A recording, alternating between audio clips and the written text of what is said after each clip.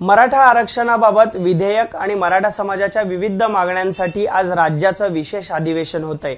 तत्पूर्वी आता मागासवर्ग आयोगाने आपला मराठा समाजाबाबतचा अहवाल सरकारला दिलेला आहे।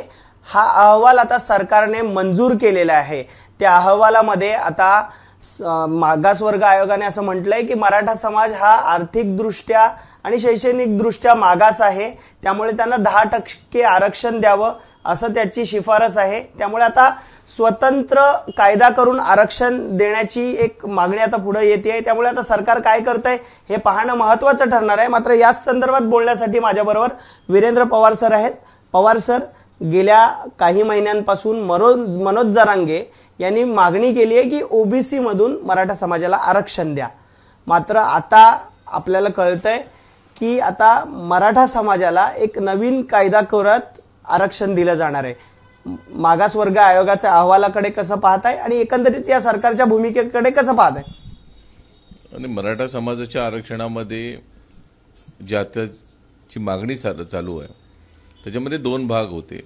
एक म्हणजे ज्या आंदोलनातनं एक नवीन आरक्षण मराठा समाजाला लागू झालं की मराठा समाजाच्या इतक्या वर्षाच्या नोंदी होत्या मराठा कुणबी म्हणून, आणि त्या नोंदी कुठेतरी दडवल्या गेल्या होत्या। त्या बाहेर काढण्याचं काम मनोजदादा जरांगे यांनी केलं आणि जवळपास 57-58 लाख नोंदी त्याच्या सापडल्या। त्याच्या अनुसरून लोकांना आज कुणबी म्हणून दाखले मिळायला लागलेले आहेत। ओबीसी मधनं थेट ते आरक्षण आहे, 50%च्या आतलं ते आरक्षण आहे आणि त्या पद्धतीचं आरक्षण सर्टिफिकेट्स हे मिळायला लागलेले आहेत। त्यामुळे तो एक त्यांनी केलेल्या लढाईचं श्रेय त्यांना जातच की जेवढं इतकी वर्ष जी लढाई मराठा समाज चालू होती, जे मराठा समाजाचं आरक्षण होतं, ज्यांच्या आमची नोंदी होत्या, फक्त ते शोधल्या नव्हत्या, काढल्या नव्हत्या गेल्या बाहेर, कारण काय ना कधी राजकारण त्याच्या मागे होतं।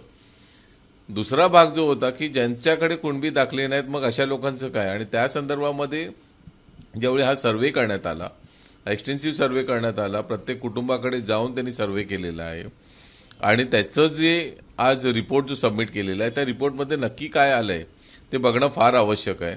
किती लोकसंख्या मराठा समाजाची आहे, दारिद्र्य रेषेखाली मराठा समाज किती आहे, शैक्षणिक मराठा समाजाचा स्तर किती आहे आणि या सर्व पार्श्वभूमीवरती मराठा समाजाची लोकसंख्या किती आहे आणि मग त्याच्या 50% आरक्षण मराठा समाजाला देण्यात आलंय की नाही, या सर्व गोष्टी बघणं फार आवश्यक आहे। कारण आतापर्यंत ज्या पद्धतीने मराठा समाजाचं आरक्षण हे मागची 10 वर्ष चालत राहिलं, ते म्हणजे आरक्षण दिल्या गेल्यानंतर त्याच्यामध्ये एवढ्या त्रुटी आहेत म्हणून ते नंतर ते रद्द व्हायचं। आता तरी कमीत कमी त्या पद्धतीने होऊ नये। सामाजिक मागासले पण त्या अहवालाच्या माध्यमातून सिद्ध झालंय का? 50%ची जी सीमारेखा आहे इंदिरा साहनीच्या मॅटरमध्ये जी जजमेंटमधली आहे, मग त्याच्यासाठी एक्स्ट्रा ऑर्डिनरी सर्कमस्टन्सेस मराठा समाजाचे त्याच्यामध्ये सिद्ध झाले आहेत का? राज्याला आता अधिकार आहे 105व्या अमेंडमेंटनुसार आरक्षण देण्याचं, पण मग ह्या सर्व बाकीचे जे फॅक्टर्स बघितल्यानंतर मराठा समाजाला जे आरक्षण आता जे देऊ केलेलं आहे सरकारने, ते त्याच्या कसोटीवरती किती टिकतं, कोर्टामध्ये त्याची काय स्थिती असू शकते, कोर्टामध्ये चॅलेंज होऊ शकतं का, झालं तर ते कशा पद्धतीने ते रद्द होईल किंवा रद्द होणार नाही, या संदर्भामध्ये काय कोणी ठोस भूमिका घेतलेली आहे, कोण त्याची जबाबदारी घेणार आहे की पुन्हा मराठा समाजाच्या पद्धती निराशा येणार आहे? कारण मराठा समाज हा सतत लढाई करत आहे, सतत निदर्शने करत आहेत। आज 10 वर्ष नाही, 20 वर्ष, 40 वर्ष चालू आहे आणि मग हे कुठेतरी थांबलं पाहिजे। मराठा समाज एक आता पुढेच आपण बोलतो ना त्या एका स्तोत्रातनं पुढे निघाला पाहिजे आणि या पार्श्वभूमीवरती अहवालामध्ये नक्की काय लिहिलंय आणि राज्य सरकारला नक्की काय म्हणायचं हे आता येत्या काही काळामध्ये त्याच्यामध्ये आपल्याला कळेल। मनोजदादांची जी भूमिका आहे त्याच्यामध्ये त्यांनी स्पष्ट म्हटलेलं आहे की सगळे सोयरेच्या संदर्भामध्ये जो मुख्यमंत्र्यांनी शब्द दिलेला होता त्या शब्दाचं पुढे नक्की काय झालं, 4 ते 5 लाख हरकती नोंद झाल्यानंतर त्या हरकतींचं निराकरण कधी होणार आणि समाजाला सगळे सोयरे म्हणून जो अध्यादेश आहे तो राज्य सरकार कधी जाहीर करणार? कारण सर यामध्ये असं पाहिलं तर जी अधिसूचना काढण्यात आली त्याच्यावर 4 ते 4.5 लाख हरकती आलेल्या आहेत, त्यामुळे आता त्याचा अभ्यास केला जाईल, त्यानंतरच त्याचा अहवाल स्पष्ट होईल। मात्र मनोज जरांगे आज असं म्हणतायत की आजच्या आज विशेष अधिवेशनामध्ये त्याची इम्प्लिमेंट व्हावे अशी मागणी त्यांनी केली आहे, अन्यथा सरकारला पश्चाताप होईल असा इशारा त्यांनी दिलाय। या इशाऱ्याकडे तुम्ही कसं पाहताय? तुम्ही देखील त्यांना सपोर्ट केलेला आहात? नाही, प्रश्नच नाही। ह्या संदर्भामध्ये ज्यावेळी मुंबईमध्ये मोर्चा आलेला असताना त्याच वेळी मुख्यमंत्र्यांनी शब्द दिलेला आहे आता प्रश्न असा येतो की 4 ते 4.5 लाख हरकती ज्या आलेल्या आहेत त्या कॉपी पेस्ट हरकती आहेत.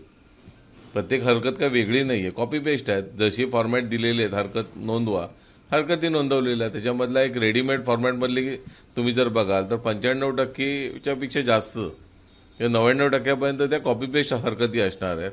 बाकीच्या ज्या हरकती असतील ज्यांच्या, त्याचं निराकरण करणं, कसं करणं हे राज्य सरकारचं काम आहे.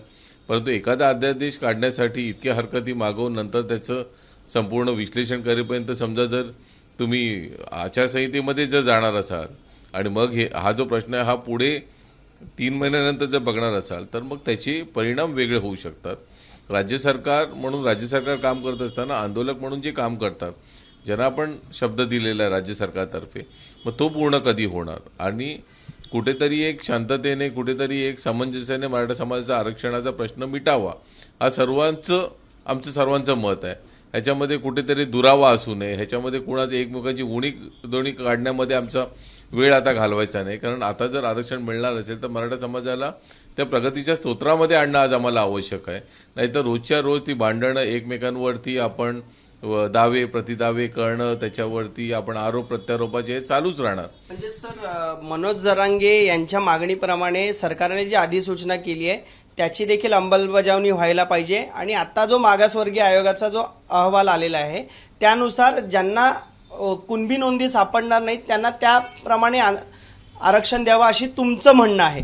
नाही, हे त्याच पद्धतीने आहे. ज्यांच्याकडे कुणबी दाखले मिळत आहेत ते तर ओबीसी मधनं घेतच आहेत, ते काय थांबलेले नाहीत. त्यांच्याकडे हाही ऑप्शन आहे की ते मराठा म्हणून देखील एसीबीसी मधनं घेऊ शकतात, जरी त्यांच्याकडे कुणबी म्हणून नोंद असेल तरी. त्यांना गरजेचं नाही की कुणबी म्हणूनच सर्टिफिकेट त्यांनी घेतलं पाहिजे.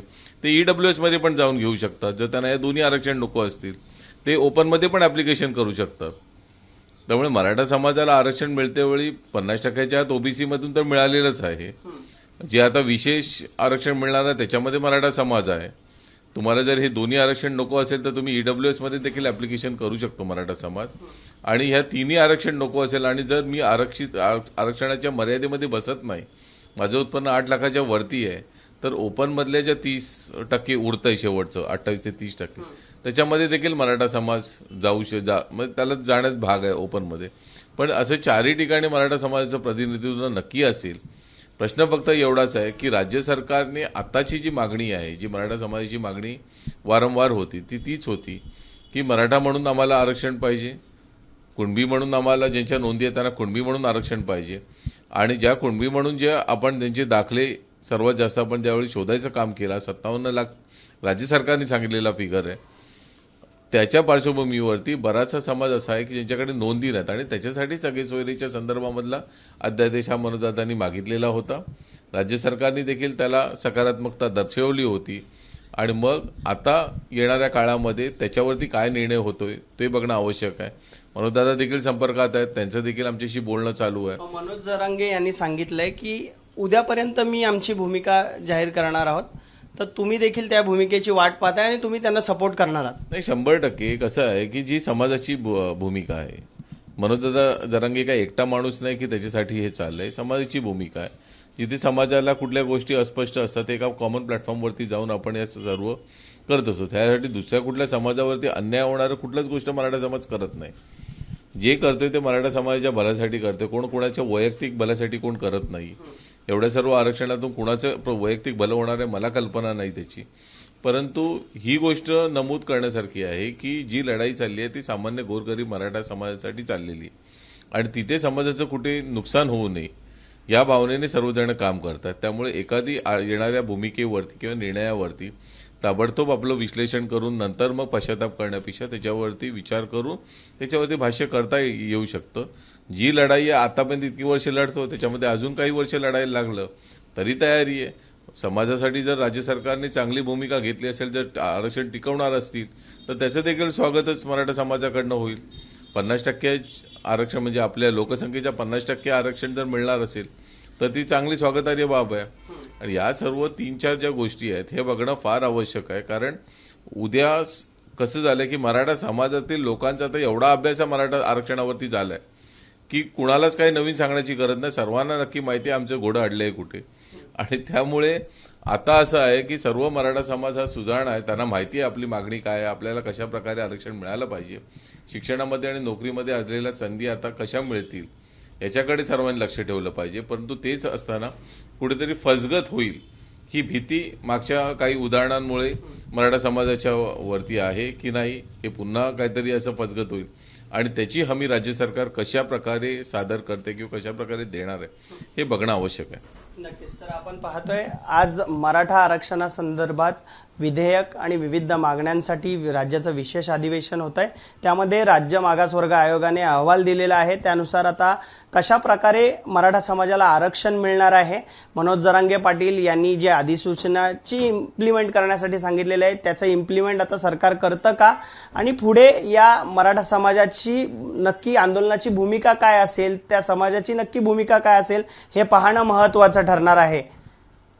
कॅमेरामन अनुप रस्तोगीसह मी अल्पेश करकरे, एबीपी माझा, मुंबई. एबीपी माझा, उघडा डोळे बघा नीट.